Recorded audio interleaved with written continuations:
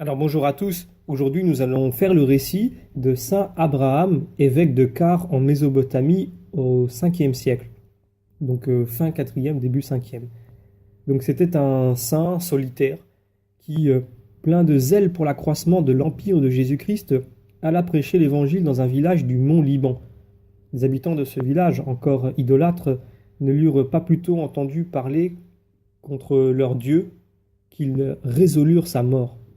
Mais ils furent si touchés de sa douceur et de la patience avec laquelle il souffrit les plus rudes traitements qu'ils lui laissèrent la vie. Les officiers chargés de lever les deniers publics, étant arrivés peu de temps après, trouvèrent que la plupart des habitants du village étaient hors d'état de payer. Déjà, ils se préparaient à les traîner en prison. Le saint, attendri sur le sort de ces malheureux, fit un emprunt et paya pour eux. Une conduite aussi généreuse gagna les cœurs de tous ces pauvres gens. Ils s'attachèrent à leur bienfaiteur, qui profita de leur confiance pour les instruire de la religion chrétienne.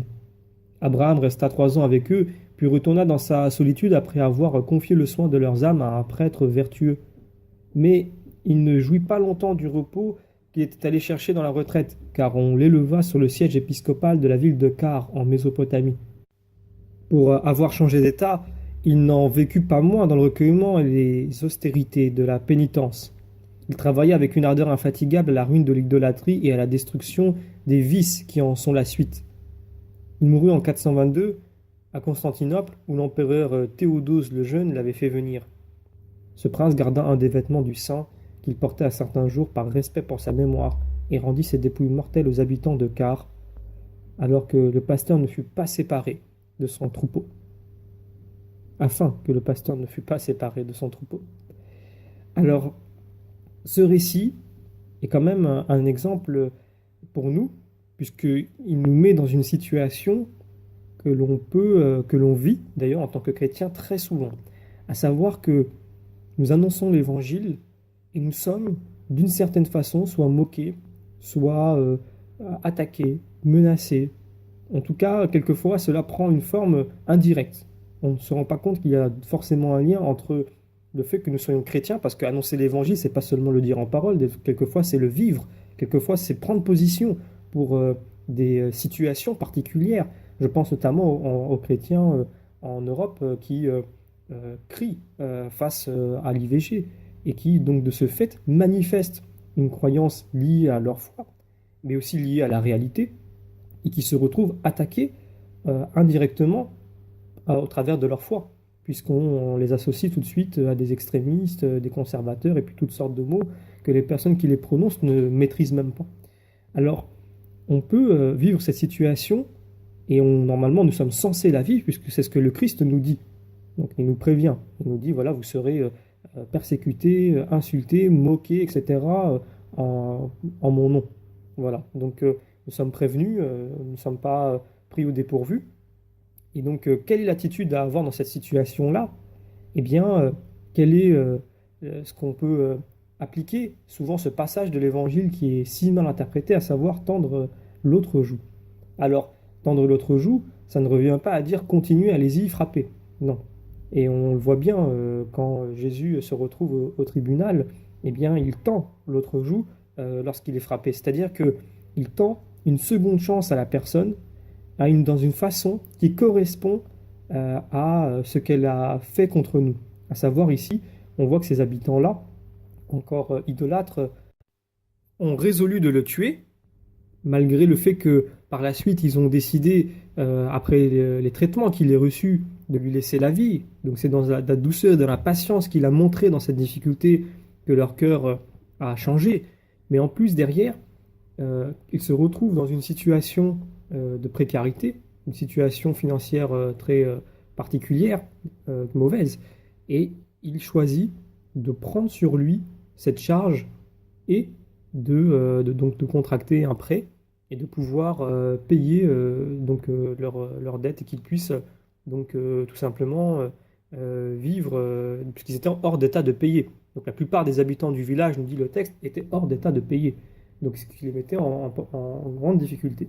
Alors, c'est difficile d'avoir ce regard et cette patience, et ensuite de savoir tendre la joue correctement. Alors, nous pouvons demander l'intercession donc de ce saint, afin que nous sachions déjà être patients, et persévérant dans l'amour du prochain, même quand celui-ci nous déteste. C'est tout ce que le Christ a fait. Et ensuite, savoir tendre l'autre joue d'une façon à agir tel que le Christ l'aurait fait, puisque c'est ça l'important, il faut toujours revenir à l'exemple, à la source, et donc de ne jamais abandonner des personnes, ou alors même d'avoir un sentiment de vengeance ou d'amertume vis-à-vis de l'attitude qu'ils peuvent avoir contre nous et de nous dire bah, bien fait pour eux. Tant pis pour eux, maintenant ils sont plus capables de payer, ils ont leurs idoles, bah, qu'ils aillent voir leurs idoles. Non, n'est pas une attitude chrétienne. Et c'est cette attitude-là de Saint Abraham qui correspond donc à celle du Christ qui a gagné les cœurs. Il faut savoir être patient parce que les graines que nous plantons pousseront en leur temps et à leur façon. Et c'est Dieu qui le décide. Et dans cette part de travail que nous avons dans l'Évangile, celle-ci ne nous regarde pas. Et nous sommes appelés à annoncer, non pas à imposer, ni même à annoncer quelque chose de différent ou à agir de façon humaine. Nous sommes appelés à annoncer l'Évangile, à le vivre.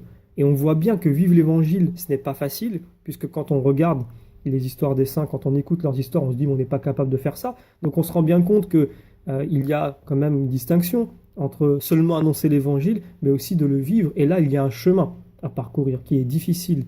Donc c'est pour ça que l'Évangile, mais surtout dans les lettres, dans les épîtres, on voit ça, que nos actes et nos actions manifestent notre foi et que ces actions sont l'image. Notre foi, elles sont nécessaires. Elles manifestent une réalité. Nous sommes loin un peu de l'idée protestante de dire bah, je suis sauvé parce que j'ai la foi. La foi seule suffit. Même si je ne fais pas d'œuvre, je serai sauvé. C'est faux. Le Nouveau Testament contredit complètement cette idée-là. Et on le voit bien que si on veut être en adéquation, si on veut mettre en adéquation notre foi et nos actes, nous sommes obligés de grandir et de grandir donc dans l'amour de Dieu. Et cela se passe par le côtoiement des sacrements, donc la confession, la communion, etc. La prière, une vie de prière, d'oraison, et un intérêt donc qui grandira pour notre prochain, puisque l'amour que nous avons pour notre prochain vient de l'amour que nous avons pour Dieu, et donc Dieu nous le rend.